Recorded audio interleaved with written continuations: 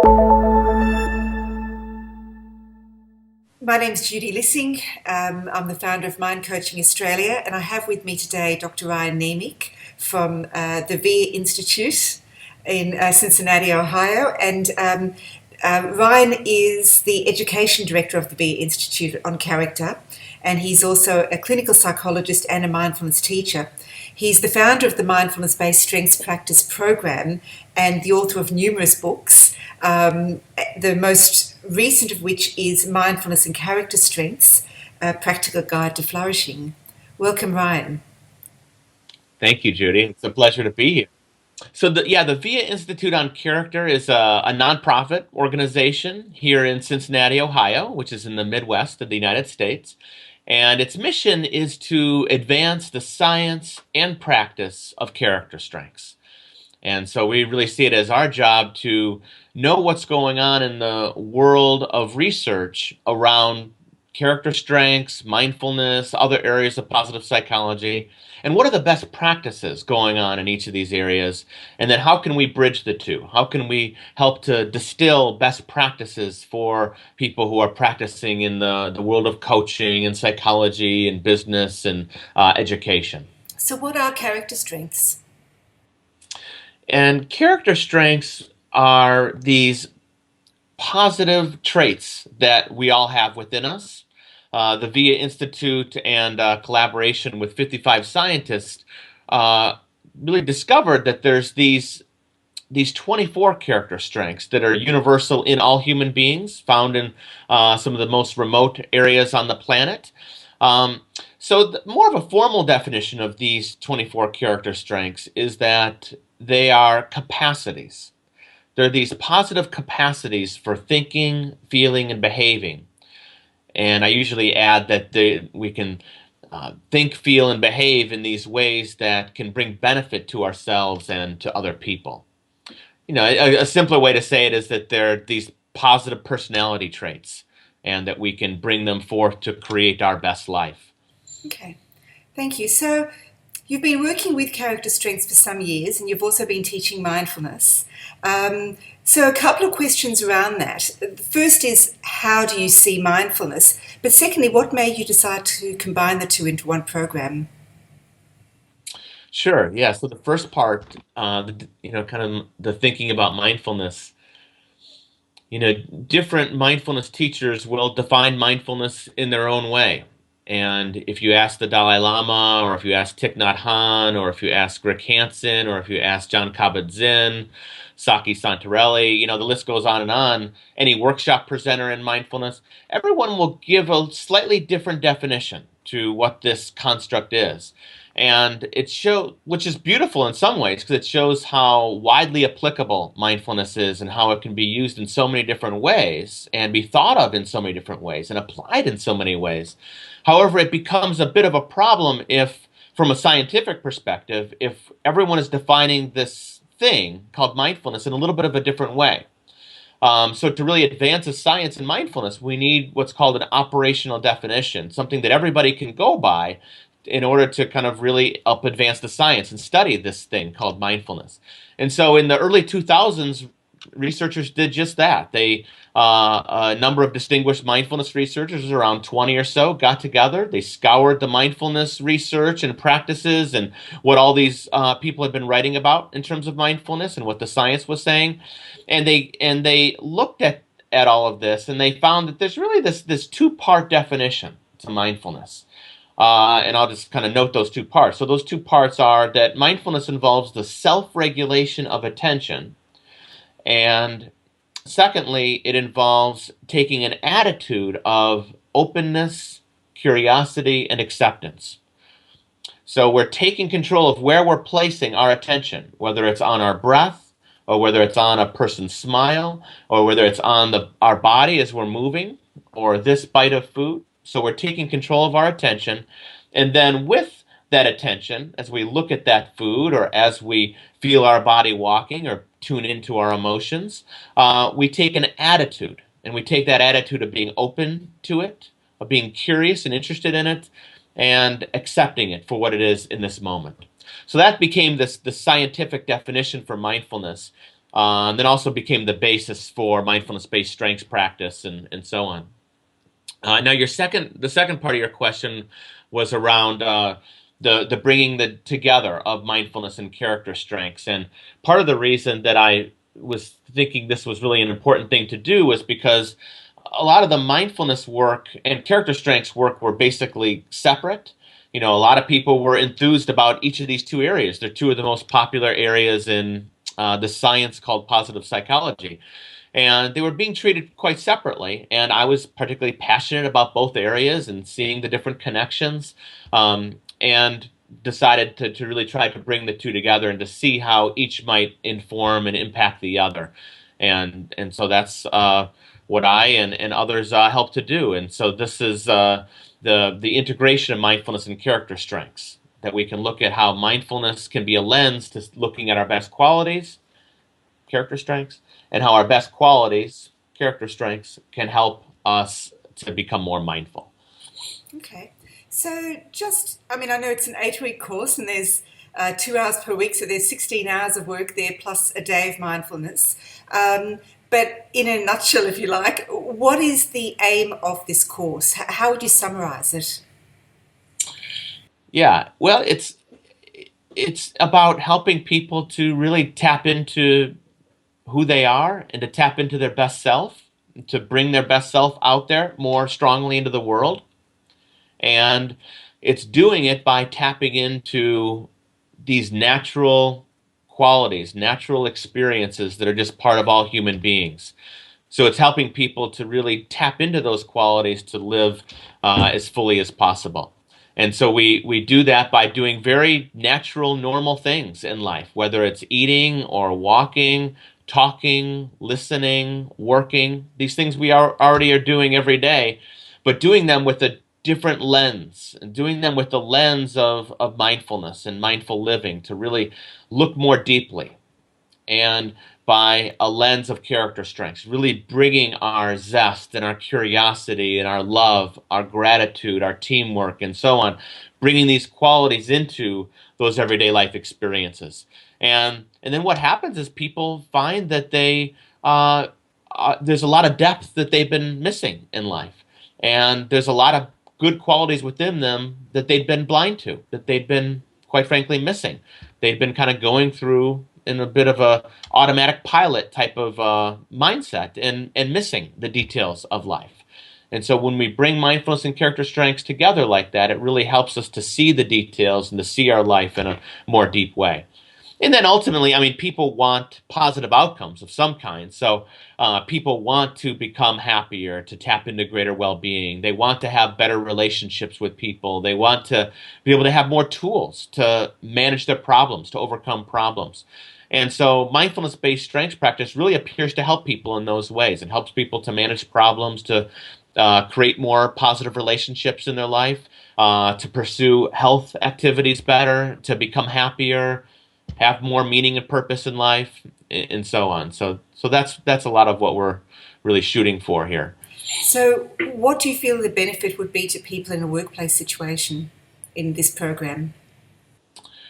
Yeah, it's a good question. Yeah, well, the science of character strengths has looked at employees and looked at how people work in a number of different work settings, and has really found that when workers are able to tap into their signature strengths, those qualities that are highest in them and strongest in them, that they become happier, they perform better at work, they're more productive, they're more engaged in what they're doing. They kind of like what they're doing, they're in that state of flow where they're just really in the zone with whatever task it is they're working. They might be talking to someone, running a meeting, doing some emails, doing a work task of some kind.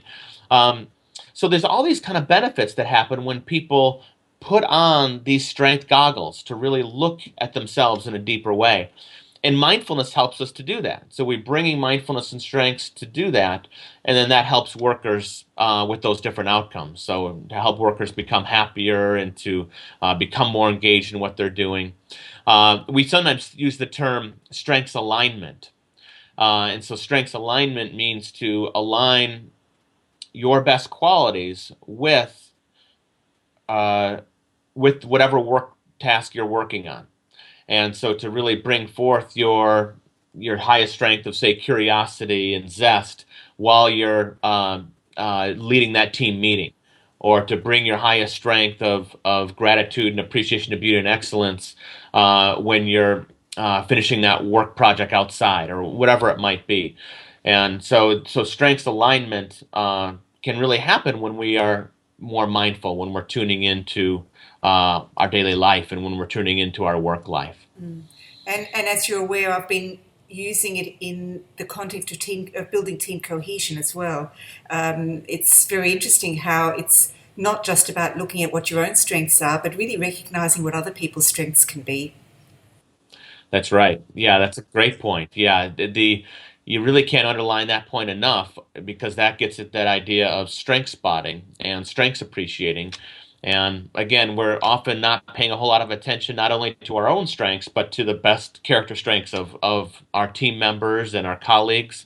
And so if we can go through a process where we are training ourselves in spotting strengths, we then begin to notice those strengths more in our colleagues, and we then can appreciate those strengths more in our colleagues, and that can make a world of difference. I mean, so many times we've seen it where one of the an employee is spotted strengths. So one employee is spotting strengths in another, and the person that is the receiver is usually quite surprised at what's being spotted. And they'd never been kind of really looked at in that way before, and they'd never been given that feedback before, and sometimes it brings tears to their eyes. So it's quite a powerful approach, a very simple approach, but quite a powerful approach to be doing that kind of strength spotting, and then adding that extra element of appreciating strengths. Yeah, an important piece. Yes, I've also found that the strength circle that you have at the end of each session gives an opportunity for people to feedback on other people's strengths in a public way. And some people who feel really undervalued in that team are really quite pleasantly shocked and surprised when another member of that team points out strengths that they've noticed within that session. So that's been very powerful. Mm.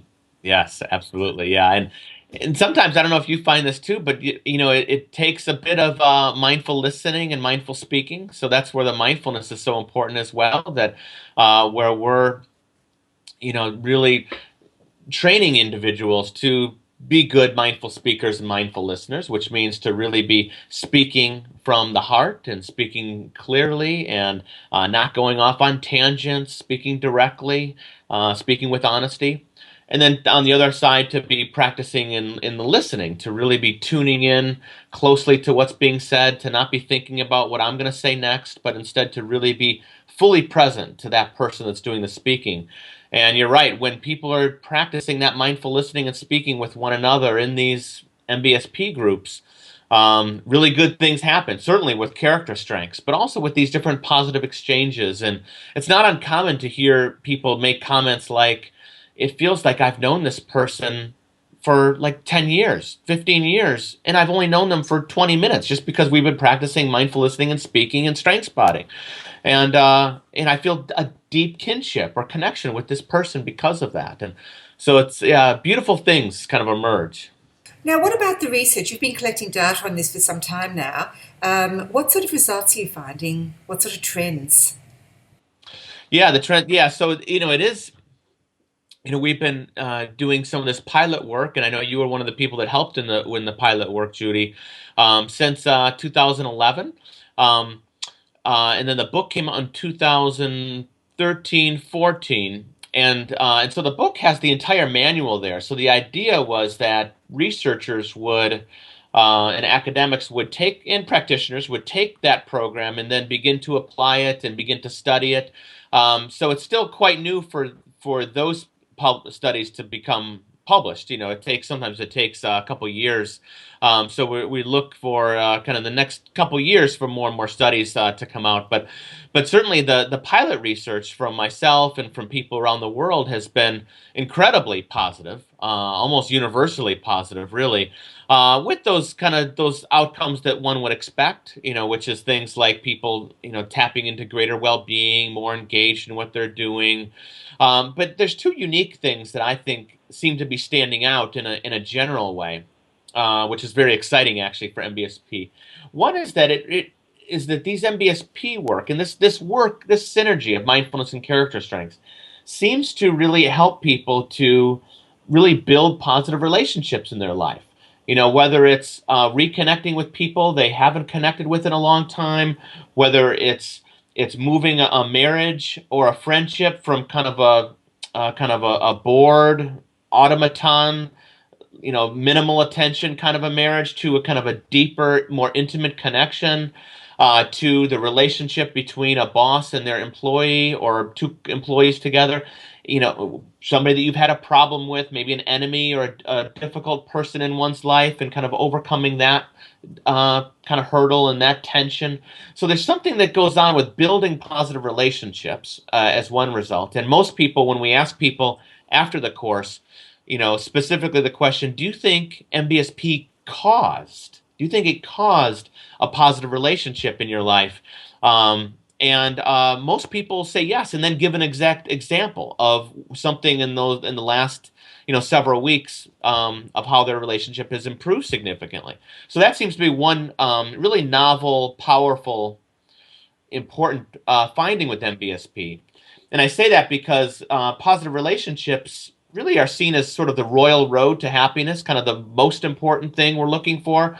So that's exciting. And then the other thing that's particularly striking is around managing problems. And, everyone has problems. Everybody has sufferings and conflicts and difficulties in their life. That's just, of course, part of human nature. But it's interesting that when we take a strengths lens and we take a mindfulness lens, that it can really help us to reframe problems. And it can help us to conceptualize conflicts in a different way. And we bring these concepts like strengths overuse and strengths underuse and hot buttons and looking for balance in situations for ourselves and for other people. And naturally, it just kind of makes sense that these are key avenues for overcoming problems or for managing them better, or in some cases for curing them. So mindfulness and character strength seems to be really powerful for that too, overcoming problems, stress, that sort of thing. Mm. And I had one more question, which I've just forgotten. Where do you see future research going in this area? Well, certainly those two elements I just mentioned, continuing to look at the nuances of are there particular problems that MBSP is better suited to manage? Is it particularly suited for people with chronic stress or depression or anxiety or certain medical conditions? Is it particularly suited for boosting certain relationships, intimate relationships, work relationships, friendships, or all of the above? So I would look more there. I also really think that people are particularly interested in adaptations and adapting MBSP to different settings. So I would look to different kind of research avenues for how MBSP might be applied in the education setting with children, with youth, with teachers, with the classroom setting, because doing a 2-hour session won't work for a lot of classrooms. It'll work for some, but for a majority, perhaps, it's got to be maybe 1-hour visits or even shorter, and then maybe have a larger quantity, and how it's adapted into the workplace. And I know you're doing some wonderful work of adapting it into the workplace, Judy, and how it's adapted to this clinical population in a hospital setting or in the correctional jail prison setting. So I would look for that to be another area of really ripe and exciting research of the different ways that it can be applied to those different populations. Just because this stuff is for everybody. Mindfulness and character strengths are just qualities within us. We can bring them together and have really powerful results. It's for can't think of anybody that it wouldn't be beneficial to in some way. It's just it might need certain tweaking or adaptations to find the optimal zone for that particular setting or that particular client group. Or that particular modality, whether it's working with couples, working one-on-one individually with people, groups, and so on. In many ways, it's almost just coming back to respecting yourself and respecting others, and in that way, looking for what's best in yourself and what's best in others, and not always focusing on the bad stuff. Absolutely, that's a big part of it. Yeah. Yeah, when we do that, oftentimes the bad stuff or the challenges can either kind of be resolved on their own or become irrelevant, not really matter, or people at least have the skills of mindfulness and character strengths then, and those capacities really built up to then be empowered to deal with the bad stuff or to deal with the suffering or the wrong. So it's kind of, yeah, it's a hopefully a double benefit there. Yeah, great. Well, thank you very much for your time in talking to us today about mindfulness and character strengths. And I look forward to talking with you some more very soon. Thanks, Ryan. My pleasure, Judy. Thank you for your time.